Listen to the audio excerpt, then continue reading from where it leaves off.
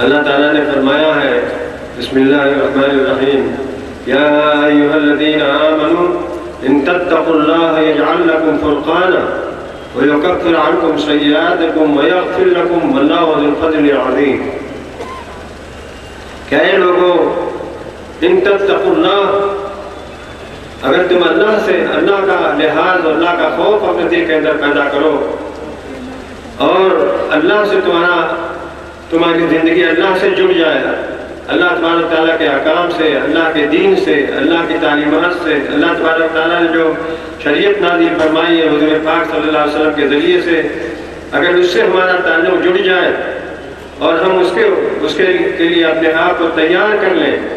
تو فرمایا کہ ان تتقوا اللہ یجعل لکم فرقانا، کہ اگر تم اللہ تبارک تعالیٰ کے ساتھ اللہ کا لحاظ کرو، اللہ کے ساتھ اپنا تعلق مضبوط کرو اور ہر کام میں، زندگی کے ہر گوشے میں یہ محسوس کرو کہ اللہ تبارک و تعالیٰ ہمارے ساتھ ہے، ہمارے سامنے ہے، اللہ تبارک و تعالیٰ ہماری زندگی کے ایک ذرے کو جانتے اور دیکھتے ہیں، تو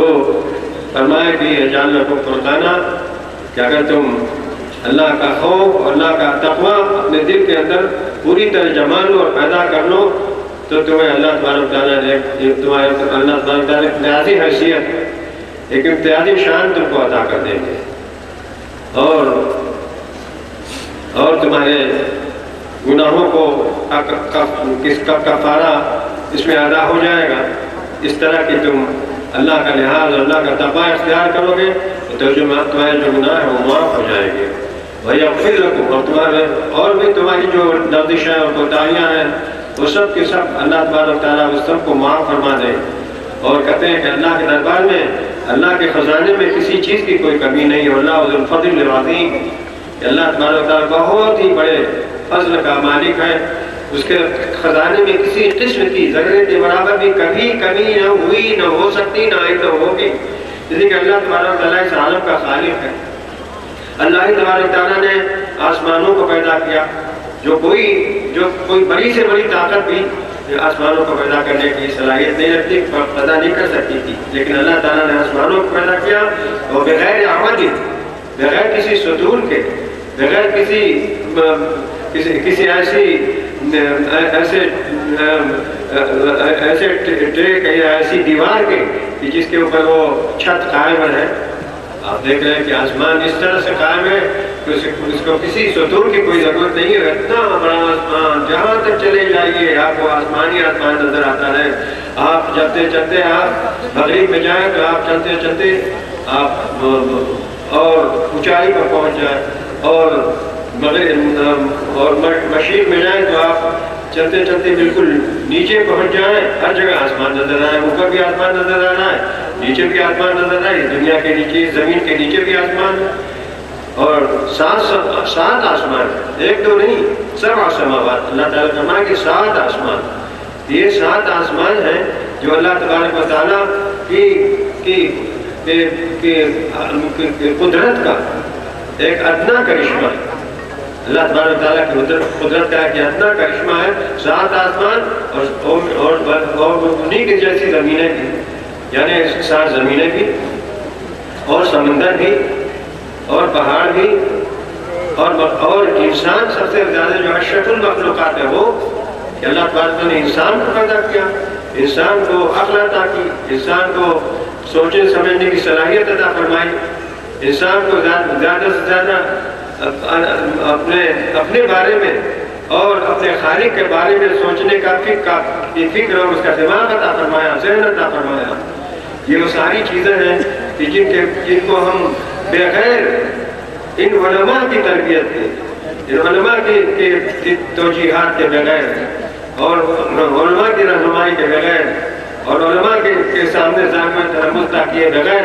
ہم چیزوں کو نہیں سمجھ سکتے۔ اس لیے میں نے جیسا کہ عرض کیا، ان مدارس کا سب سے بڑا، ان مدارس اسلامی کا سب سے بڑا کارنامہ یہ ہے کہ وہ ہمیں ایک زندہ اسلام ایک زندہ دین جو اسلام ہے، اس کی سمجھ اور اس کی تابعیت اور اس کو اپنے زندگی کے اندر زندگی کی طرف اس کو اپنانے اور زندگی کے تمام معاملات میں اس کو نافذ کرنے کی انہی کے ذریعے سے ہم کو ہدایت نصیب ہوتی ہے، رہنمائی حاصل ہوتی ہے۔ اگر ہم سوچیں تھوڑی دیر کے لیے کہ اگر یہ ہمارے علماء کرام نہ ہو، ہماری یہ مدارس نہ ہو، مدارس میں جو تعلیم ہوتی ہے دین کی وہ نہ ہو، اور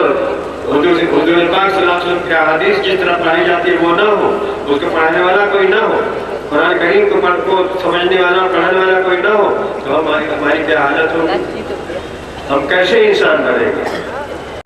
بہت سے لوگ ایسے ہیں کہ جو ان چیزوں کا انکار کرتے ہیں، وہ انسان ہیں لیکن ان چیزوں کا انکار کرتے ہیں، یہاں تک کہ اپنے پیدا کرنے والے کا بھی انکار کرتے ہیں، اور یہ کہتے ہیں کہ ہم یہ بس زمانے کے حالات اور ایک عنصر کے دوسرے عنصر سے ملنے اور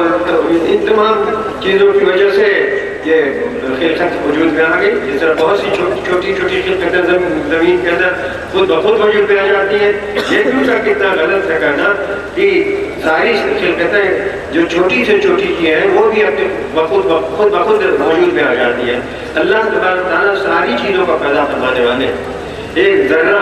ایک چوٹی اور اس سے بھی زیادہ چھوٹے جانور جو دوربین سے بغیر کسی اس کے بڑے دوربین سے ہم اس کو دیکھ نہیں سکتے،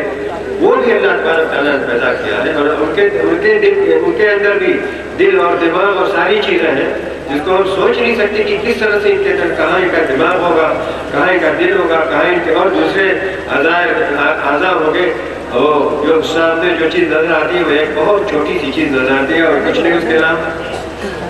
تو یہ سمجھ ہم کو کہاں سے حاصل ہو سکتی تھی کہ اللہ ہی تبارک تعالیٰ ہمارے پیدا کرنے والے، اللہ ہی تبارک تعالیٰ ہمیں رزق دینے والے، اللہ ہی تبارک تعالیٰ ہمیں عزت اور سعادت دینے والے، اللہ ہی تبارک تعالیٰ ہمیں رہنمائی کا ہنر دینے والے، اللہ ہی تبارک تعالیٰ ہمیں قیادت کے میدان میں اتارنے والے اور ہمارے اندر قیادت کی صلاحیت اللہ تعالیٰ عطا فرمانے والے، ساری چیزیں اللہ تبارک تعالیٰ نے ہم کو عطا کی ہیں۔ اور اس پر اس موضوع کے اوپر ہر وقت غور کرنا چاہیے۔ افسوس کہ ہم لوگ اپنے کاموں میں اور اپنی الجھنوں میں مصروف ہو کر کے ان حقیقی باتوں کی بنیادی باتوں کو سمجھنے اور ان کو سوچنے اور اس کو سمجھنے کی کوشش نہیں کرتے، جس کی وجہ یہ ہوتی ہے کہ ہم ایک ایسی زندگی گزارتے ہیں کہ جس میں ہمیں وہ لذت جو اللہ تبارک تعالیٰ کی معرفت کی لذت ہوتی ہے وہ لذت ہمیں نہیں حاصل ہوتی۔ اللہ تبارک تعالیٰ کی معرفت کی لذت کیسے حاصل ہوگی جب تک کہ آپ کے پاس وہ تعلیمات موجود نہ ہو جو اللہ تبارک تعالیٰ نے حضور پاک صلی اللہ علیہ وسلم کے ذریعے سے بذریعہ وحی نازل فرمائی، قرآن کریم نہ ہو اور احادیث نبویہ کا ذخیرہ نہ ہو، اگر یہ چیزیں نہ ہو اور فقہ اسلامی کے مرتب کرنے والے کو کہاں نہ ہو اور جو نئے مسائل کو کتاب و سنت کی روشنی میں حل کرنے والے لوگ ہوں، تو کیسے ہم سمجھ سکتے ہیں کہ ہمارا کیا مقام ہے، ہمیں زندگی کس طرح گزارنی چاہیے، ہمیں کس طرح لوگوں سے تعلق رکھنا چاہیے، ہمیں کس طرح سے اللہ تبارک تعالیٰ سے تعلق مضبوط کرنا چاہیے، چھوٹوں سے کس طرح ہمارا تعلق ہو، بڑوں سے کس طرح سے ہو، بڑوں سے کون سا عادت ہے جو ہم بڑوں کے ساتھ استعمال کریں، کون سی شفقت اور مہربانی ہے کہ جو ہم چھوٹوں کے ساتھ اس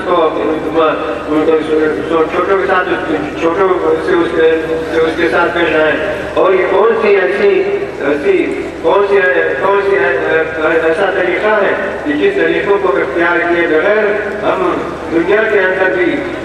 کامیاب نہیں ہو سکتے، اور اگر اس طریقے کو ہم نے اختیار کیا اور دنیا کے اندر کامیاب ہو سکتے، وہ کون سا طریقہ ہے؟ وہ طریقہ حضور پاک صلی اللہ علیہ وسلم نے اپنی زندگی کے اندر عملی طور پر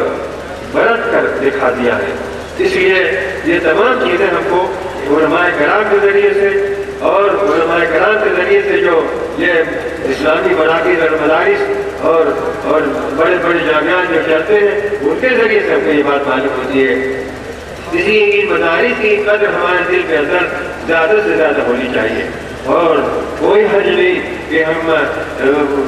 مدرسوں کی یادگار بنائیں کہ یہ کس طرح میں قائم ہوا تھا اور اب کتنا وقت اس پر گزر چکا ہے اور اس سے کتنے لوگ ہدایتیاب ہو کر کے اور عالم معامل ہو کر کے اسے نکل چکے ہیں اور کتنے لوگ اس سے متعلق ہیں اور کتنے لوگوں کو اس سے فائدہ پہنچنا ہے. ان مدارس کی تاریخ کو دہرانا اور مدارس کی یادگار کو منانا بہت صحیح ہے اس حیثیت سے کہ انہیں مدارس کے ذریعے سے ہم کو جو کچھ ملا ہے وہ ملا ہے. ہم کو انسانیت کا درس کہاں سے ملا ہے؟ ہم کو کس نے بتایا کہ ہمارا تعلق اللہ تبارک تعالیٰ سے؟ ہم کو کس نے بتایا کہ ہم اللہ تبارک تعالیٰ رزق ہم کو اللہ تعالیٰ دیتے ہیں اور کوئی نہیں دیتا؟ اللہ پاک پروردگار ہم کو رزق عطا فرماتے ہیں. کسی صاحب نے کہا صاحب یہ جو آپ کہتے ہیں کہ رزق تو ٹھیک ہے جو سب کے سامنے آپ لوگ دیکھتے ہیں لوگ کھانا کھا رہے ہیں سب کچھ ہے اللہ تعالیٰ ضرور کام اور محنت کی توفیق عطا فرماتے ہیں اور رزق حاصل ہوتا ہے. لیکن اور جو بہت سی ایسی چیزیں ہیں کہ جن کو ہم نہیں دیکھتے کہ ان کو کون رزق دیتا ہے. تو انہوں نے کہا کہ آپ فلاں پہاڑ پر جائیے اور وہاں سے ایک چٹان توڑیے اور اس چٹان کو توڑ کر کے پھر آپ اس کو دوبارہ اس کو توڑیے اس چٹان کو توڑیے تو اس کے اندر سے ایک چھوٹی سی اور چٹان نکلے گی اور اس چٹان کو آپ توڑیں تو اس کے اندر سے ایک زندہ و تابندہ ایک کیڑا نکلے گا جو اللہ تبارک تعالیٰ کے رزق کو وہاں پہنچا رہے ہیں. تو کہا گیا بالکل صحیح بات ہے. واقعی یہ جو اللہ ہی تبارک تعالیٰ سب کو رزق دیتے ہیں چاہے وہ کہیں بھی ہو سمندر کے اندر ہو یا زمین کے اندر ہو یا فضاؤں کے اندر ہو یا آسمان کے اندر ہو یا پہاڑوں کے اوپر ہو یا کہیں بھی ایسی جگہ جہاں انسان کے پہنچنے کا کوئی سوال ہی نہیں پیدا ہوتا وہاں بھی اللہ تبارک تعالیٰ رزق عطا فرماتے ہیں. تو یہ کس نے بتایا کہ رزق اللہ کے ہاتھ میں ہے. اللہ تعالیٰ فرمایا کہ اللہ الرزاق ذو القوۃ المتین کہ اللہ تبارک تعالیٰ بہت بڑے روزی دینے والے بہت عظیم روزی دینے والے اور یہی نہیں کہ صرف روزی دیتے ہیں بلکہ ان کا اتنی طاقت ہے پوری دنیا کو دنیا کے ایک ذرے ذرے کو ہر جاندار کو ہر چھوٹے سے چھوٹے اور بڑے سے بڑے انسانوں کو روزی دیتے ہیں. بادشاہوں کو کون روزی دیتا ہے؟ اللہ تبارک تعالیٰ روزی دیتے ہیں. وہ یہ سمجھتے ہیں کہ ہم بادشاہ ہیں یا ہم حاکم وقت ہیں تو ہم کو روزی ہم خود اپنی روزی اپنی حاصل کر لیتے ہیں اور ہم اس میں کسی اور کا دخل نہیں ہے.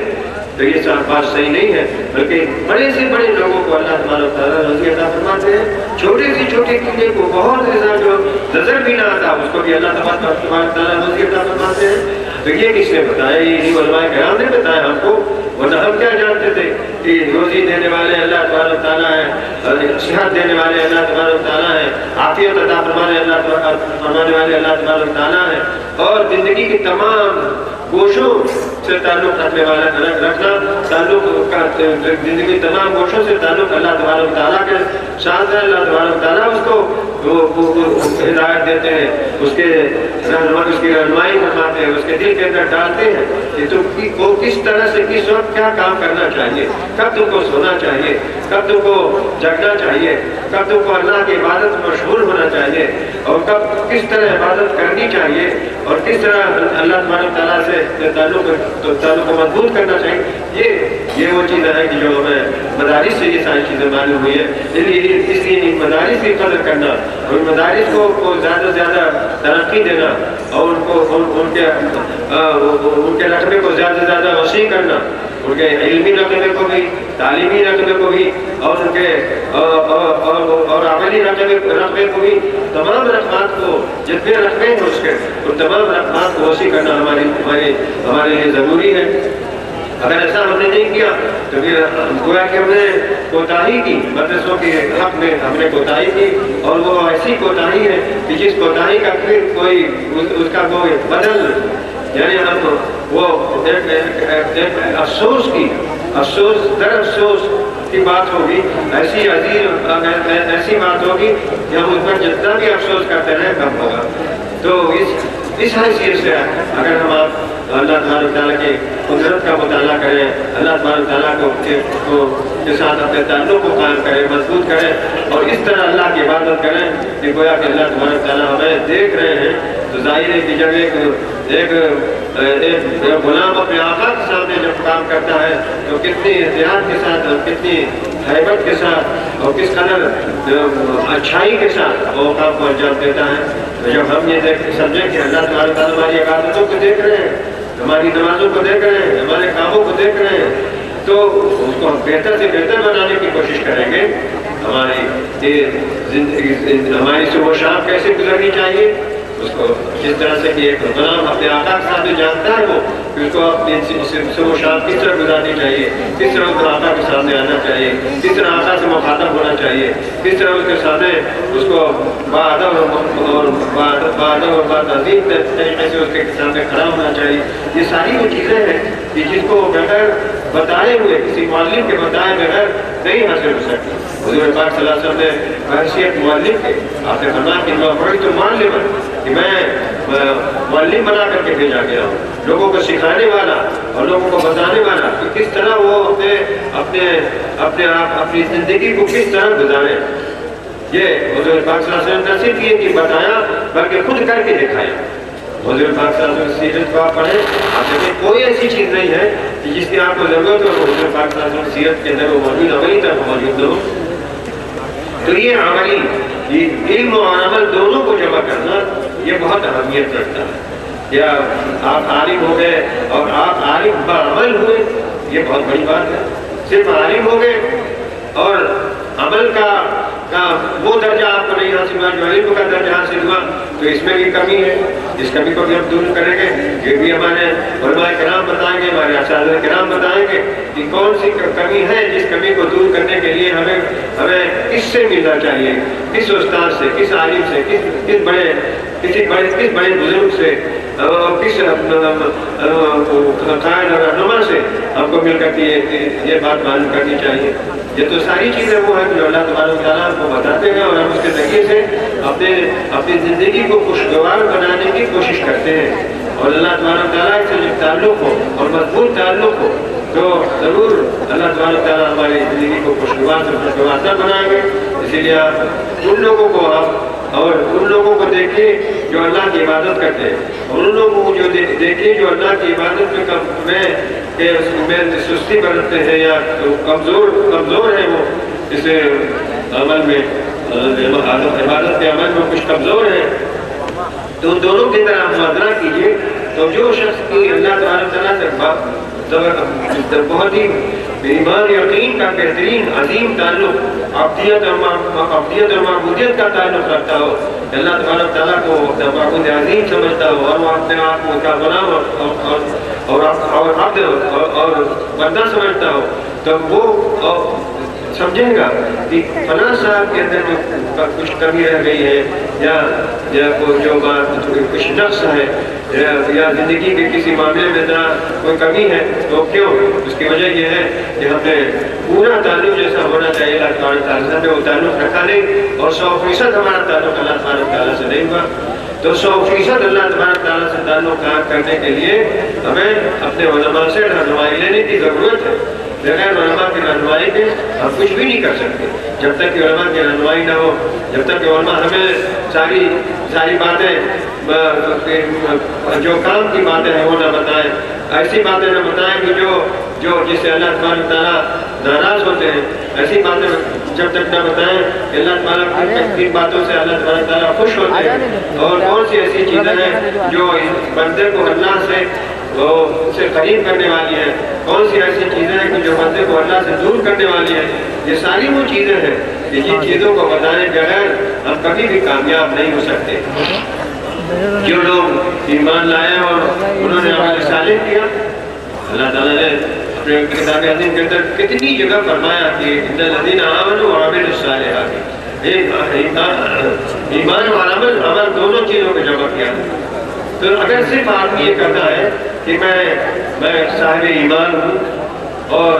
اور اللہ تعالیٰ پر ایمان رکھتا ہوں، اللہ کے رسول کے اوپر ایمان رکھتا ہوں، اللہ کی کتاب کے اوپر ایمان رکھتا ہوں، اللہ کے قدرت کے اوپر ایمان رکھتا ہوں، یہ ساری چیزیں اگر کوئی کہے تو وہ اس کے ساتھ عمل نہ ہو، صرف زبان سے اگر کرتا ہے اور عمل نہیں ہے، عملی حیثیت اس کو نہیں پیش کرتا، تو یہ کبھی پائی جائے گی کہ صرف زبان سے کرنا کافی نہیں ہے، بلکہ اس کو عملی طور پر دنیا کے سامنے پیش کرنا ضروری ہوتا ہے۔ اس لیے میں آپ سب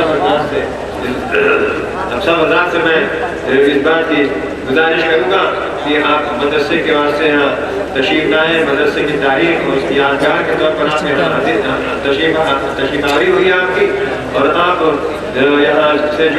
جو علماء اس مدرسے سے جو بہت قدیم مدرسہ ہے، اس علماء جو مدرسے سے ادھر فارغ ہوئے ان کی دستاویزی ہوگی اور ان کو سند تقسیم کی جائے گی، تو یہ بہت اچھی بات ہے۔ یہ بھی اگر آپ اچھی نیت سے اور اللہ کی رضا کی نیت سے، اللہ کی مرضی کو حاصل کرنے کی نیت سے اگر آپ آئیں تو یہ بھی عبادت کے اندر داخل ہو جائے گا۔ یہ بھی عبادت کے اندر سارے کام جو اللہ کی رضا کے لیے کیے جائیں اور اللہ تعالیٰ اس کو پسند کرتے اور اس کو قبول فرما لیں، وہ بھی عبادت ہے۔ میرے بھائی اور دوستو، یہ نہ سمجھیے آپ کہ آپ از خود سب جو چاہے کر سکتے ہیں اور آپ کو کسی رہنمائی کی ضرورت نہیں ہے۔ رہنمائی کے لیے یہ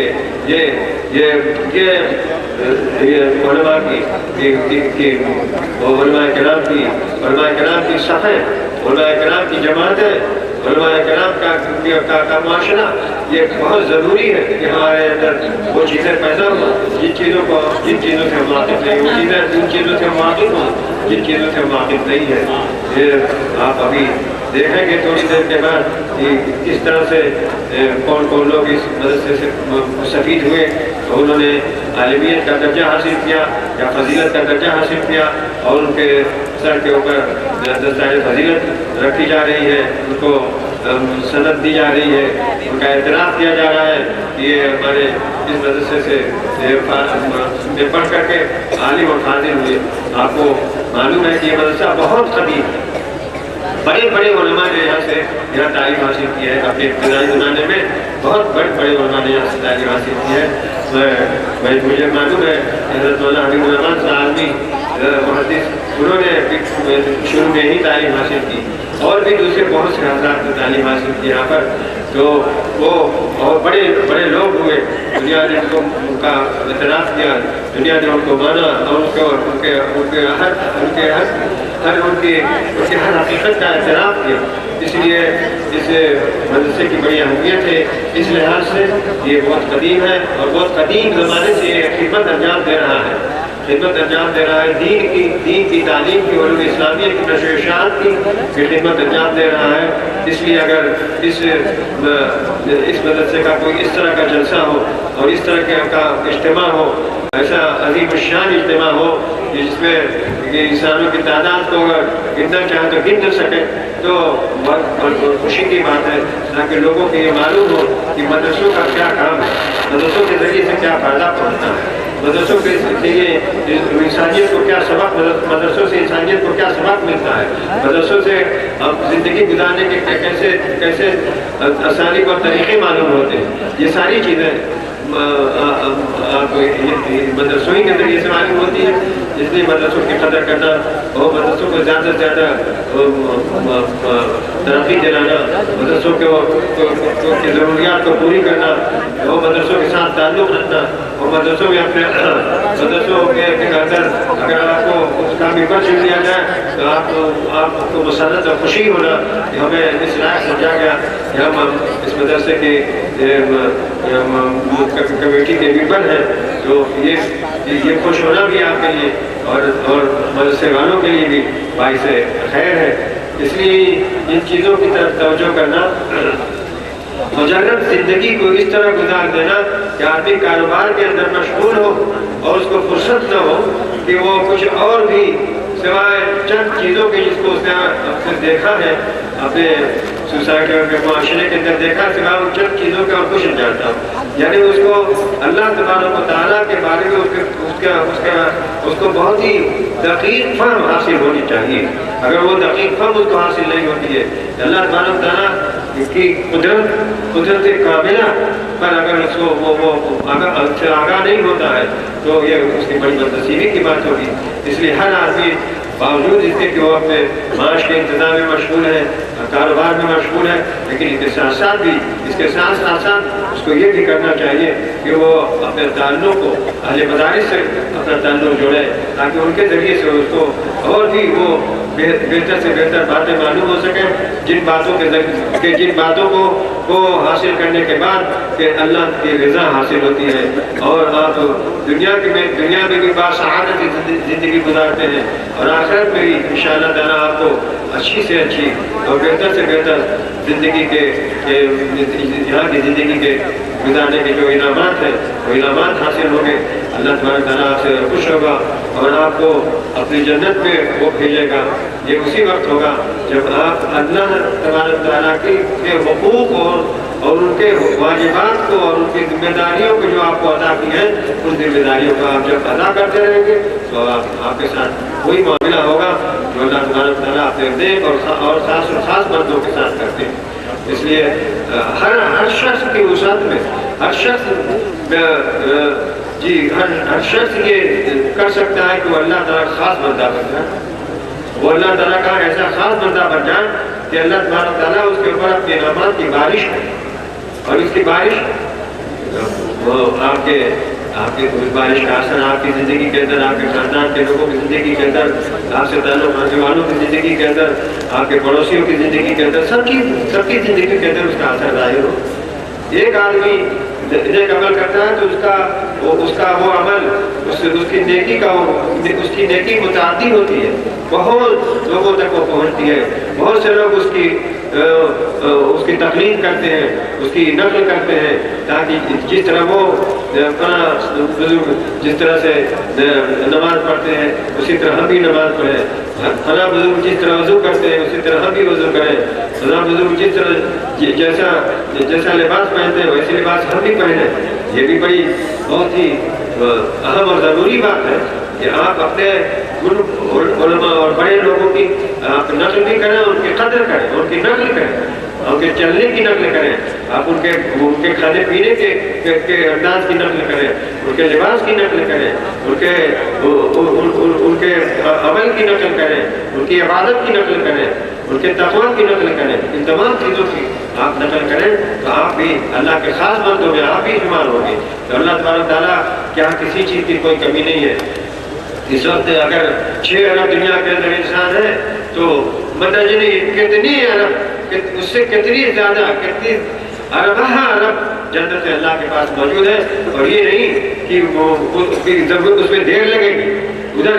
इशारा हुआ और जन्नत तैयार है कि आप इसमें चले जाइए और जाकर अपनी जन्नत के अंदर आपसे आप बैठ जाइए और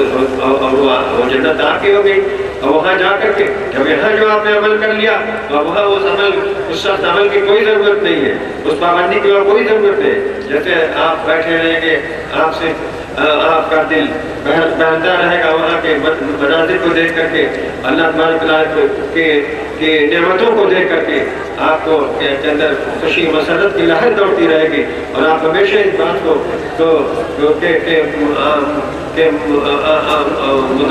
मुतकादी होंगे कि आपको ये खुशी दायमी हो और हमेशा कायम रहने वाली हो। दुनिया की खुशी तो दायमी नहीं होती है, दुनिया की खुशी तो कभी आती है कभी जाती है और